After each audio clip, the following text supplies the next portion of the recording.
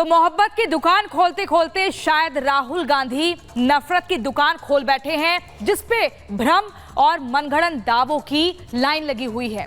दरअसल जब राहुल गांधी को वायनाड की जनता की चिंता करनी चाहिए थी, तब उनको ईडी का डर सता रहा है। आखिर क्या डर है जो लगातार राहुल गांधी के सिर पर घूम रहा है, और ऐसी क्या बात है जो राहुल गांधी को लग रहा है कि उनकी सच्चाई सबके सामने आ जाएगी? पूरी खबर इस रिपोर्ट में देखिए।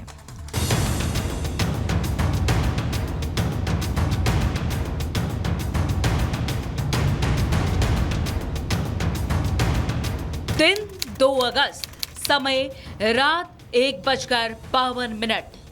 ये पोस्ट इस बात का सबूत है कि एक बार फिर वायनाड से सांसद राहुल गांधी को ईडी का डर सताने लगा है। उनको रात के सपने में भी ईडी दिखाई देने लगी है।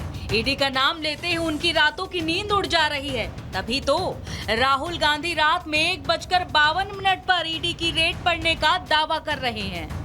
राहुल गांधी को शायद डर है कि रेड के बाद ये सामने आ जाएगा कि क्या क्या पाप किया है और क्या क्या भ्रष्टाचार किया है। इस पोस्ट को देखकर तो लगता है कि राहुल भी अरविंद केजरीवाल की राह पर निकल पड़े हैं। दिन रात सुबह शाम सिर्फ एक ही माला जप रहे हैं। नींद में हो या फिर खुली आंख से राहुल को सिर्फ ईडी ही दिखाई दे रही है। इससे राहुल को उनके कारनामे का खौफ कहें या फिर मोदी सरकार की नीतियों का डर कि एक बार फिर राहुल को रात के काले अंधेरे में भी ईडी दिखाई देने लगी है। डर तो डर, राहुल गांधी ने संसद के अंदर झूठ से लेकर सोशल मीडिया पर भ्रम फैलाने की दुकान खोल ली है। कुछ नहीं मिला तो ईडी के अधिकारियों पर ही अंदर की जानकारी देने का दावा कर दिया, जिस पर अब केंद्रीय मंत्री गिरिराज सिंह और सुकांता मजूमदार ने पलटवार किया।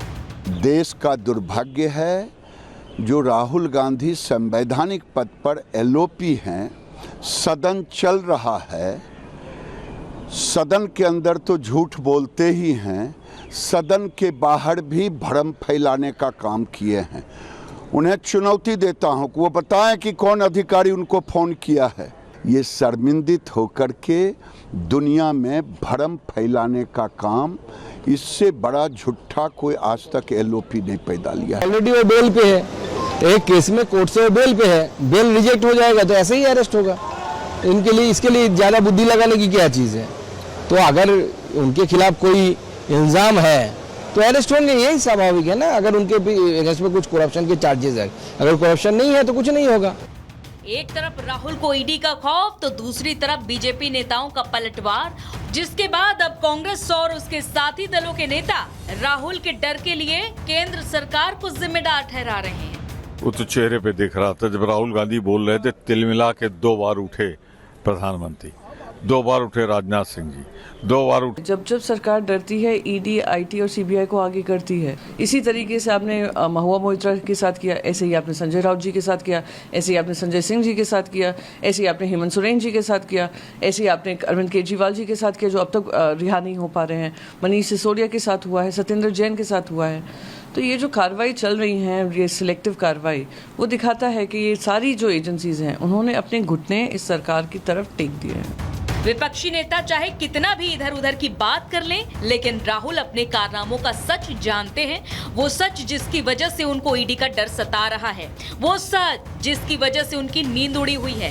हालांकि अभी देखना ये होगा कि झूठ की दुकान चला रहे राहुल गांधी के दावे में कितना डर निकल कर सामने आता है। Bureau report, Republic Bharat. और अब बात करेंगे प्रलय की। चाहे पहाड़ हो या मैदान, किस तरीके से इस समय चारों ओर सैलाब की तस्वीरें आ रही हैं, बात उसकी करेंगे।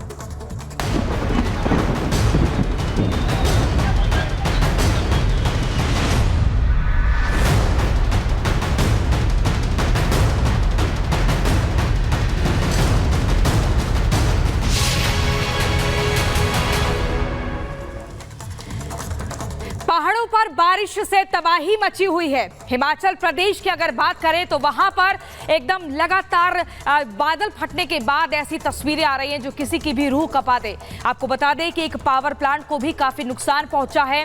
घर की बात कर लीजिए, सड़क की बात कर लीजिए, दुकानों की बात कर लीजिए या फिर इंसानों की, हर कोई इस तबाही के सैलाब में बहता चला गया। पूरी खबर इस रिपोर्ट में देखिए।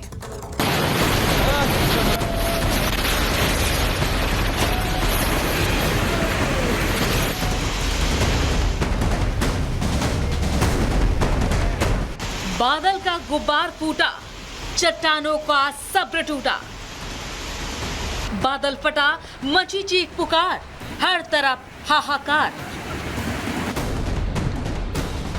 कुल्लू टू शिमला, बादलों का विस्फोट। कुदरत एक बार फिर हिमाचल प्रदेश पर कहर बनकर टूटी है। बादल फाड़ तबाही कोहराम मचा रही है और ये तस्वीर कुल्लू से सामने आई है, जहां पलक झपकते ही पूरी की पूरी सब्जी मंडी वर्तमान से इतिहास बन गई है और कई मकान सैलाब में बहते चले गए। ये तो बस एक तस्वीर है जो हिमाचल में बारिश और बाढ़ बर्बादी लेकर आई है। मलाना में एक पावर प्रोजेक्ट को बड़ा नुकसान हुआ, बादल फटा और सब कुछ अपने साथ बहाकर ले गया। मणिकर्ण के मलाना में क्लाउड बस्ट होने से पावर प्लांट में काम कर रहे कर्मचारी फंस गए और कई घंटे की मशक्कत के बाद एनडीआरएफ, एसडीआरएफ और सेना समेत स्थानीय प्रशासन राहत बचाव में जुटा है, लेकिन उफनाई ब्यास नदी सब कुछ अपने साथ बहाकर ले जाने पर आमादा दिखी। सैलाब के बीच रेस्क्यू ऑपरेशन शुरू किया गया। एसडीआरएफ, एनडीआरएफ ने टनल में फंसे लोगों को रस्सी के सहारे बाहर निकाला और उनको सुरक्षित स्थान पर पहुंचाया गया। मलाना पावर स्टेशन को नुकसान पहुंचने से मुख्य सड़क टूट चुकी है, जिसकी वजह से रेस्क्यू ऑपरेशन में क्या परेशानी आ रही है, ये बताया चीफ पार्लियामेंट्री सेक्रेटरी सुंदर सिंह ठाकुर ने। तो मेन रास्ता बंद है, तो कैसे जा रहे हैं? पहाड़ के रास्ते से? ये आपके पीछे जो ये पहाड़ी है, यहाँ से ऊपर चढ़ते हुए वो चोटी से फिर नीचे उतरे हैं, तो आप सोचिए कि जो 100 मीटर का रास्ते को तय करने के लिए 2 घंटा लग रहा है, तो उसको पहाड़ी से चढ़कर दूसरी तरफ पहुंचे। रेस्क्यू ऑपरेशन में क्यों नहीं हेलीकॉप्टर का देखिए जो साइट है इस्तेमाल किया गया? ठीक कह रहे हैं आप। पिछले कल जो साइट है हमारी है, वहाँ पे हेलीकॉप्टर का जाना भी संभव नहीं है, बिल्कुल गली है, इस तरफ भी पहाड़ है, दोनों पहाड़ी के बीच में है। हिमाचल में आई पहाड़ तोड़ आफत के बीच मौसम विभाग का रेड अलर्ट। नदियां सीमा लांघ चुकी है, तो वहीं मलाना पावर प्लांट के रास्ते पड़ने वाली सड़क बुरी तरह से क्षतिग्रस्त हो चुकी है। अभी हम मलाना पावर स्टेशन को जाने वाली उस रास्ते पर खड़े हैं और यही रास्ता मलाना गांव को भी जोड़ता है। इस रास्ते में पड़ने वाले 3 पुल पूरी तरीके से ध्वस्त हो चुके हैं।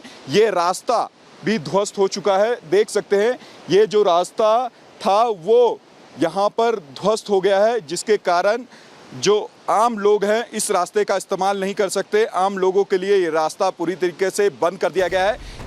हिमाचल के रामपुर में भी तबाही का मंजर दिखा। बादल फटने से पहाड़ों में बहता हुआ मलबा जब नीचे आया तो 10 से 12 घरों को अपने साथ बहाता हुआ आगे बढ़ गया, जिसकी चपेट में आने से 40 लापता हो गए और अब एनडीआरएफ और एसडीआरएफ की टीम रेस्क्यू में जुटी है।